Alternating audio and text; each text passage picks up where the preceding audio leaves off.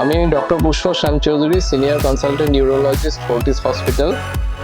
আজকে আলোচনা করি প্রস্টেট ক্যান্সার নিয়ে। প্রস্টেট ক্যান্সার আমাদের ইউরিনারি ব্লাডারের নিচে একটা গ্রন্থি থাকে, সেটার কাজ হচ্ছে আমাদের হরমোনাল স্টিমুলেশন করা বা ফার্টিলাইজেশনের জন্য। সেটা বয়সের সাথে সাথে আস্তে আস্তে বড় হতে থাকে এবং 50 বছরের পরে তার মধ্যে একটা ক্যান্সার হওয়ার প্রবণতা থাকে।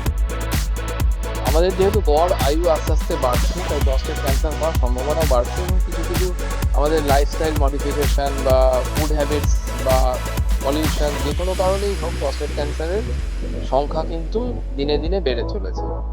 এটা পুরুষ মানুষের সেকেন্ড মোস্ট কমন ক্যান্সার, কিন্তু প্রস্টেট ক্যান্সার অন্যান্য ক্যান্সারের থেকে কিছুটা ভিন্ন, কারণ এই ক্যান্সারগুলো হয় স্লো গ্রোথ, ধীরে ধীরে বাড়ে, যে কারণে মানুষ বুঝতেও পারে না যে তার প্রস্টেট ক্যান্সার আছে কিনা।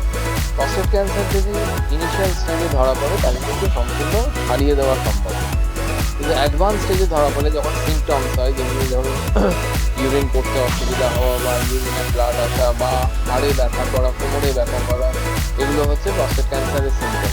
তখন তার মানে প্রস্টেট ক্যান্সারটা অলরেডি অ্যাডভান্স স্টেজে চলে গেছে।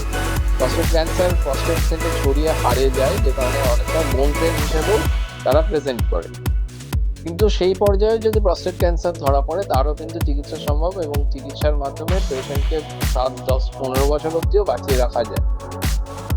প্রস্টেট ক্যান্সার আমরা ধরি কিভাবে?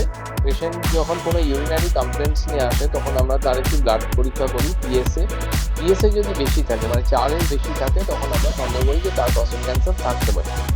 কিন্তু পিএসএ বেশি থাকা মানেই যে প্রস্টেট ক্যান্সার তা নয়, ইউরিনে ইনফেকশন হলেও পিএসএ বাড়তে পারে। এবার সন্দেহ হওয়ার পর তাকে ক্লিনিক্যালি এক্সামিন করা হয়। ক্লিনিক্যালি এক্সামিন করে যদি দেখা যায় যে প্রস্টেট গ্ল্যান্ডটি শক্ত, তখন আরও সন্দেহ বাড়ে। সেক্ষেত্রে তখন এমআরআই করা হয়। এমআরআই এর মাধ্যমে আমরা কিছুটা আন্দাজ পাই যে প্রস্টেট ক্যান্সার হতে পারে, এবং তাতে সন্দেহ হলে তখন প্রস্টেট বায়োপসি করা হয় এবং বায়োপসির মাধ্যমে কনফার্ম করা হয় যে প্রস্টেট ক্যান্সার আছে।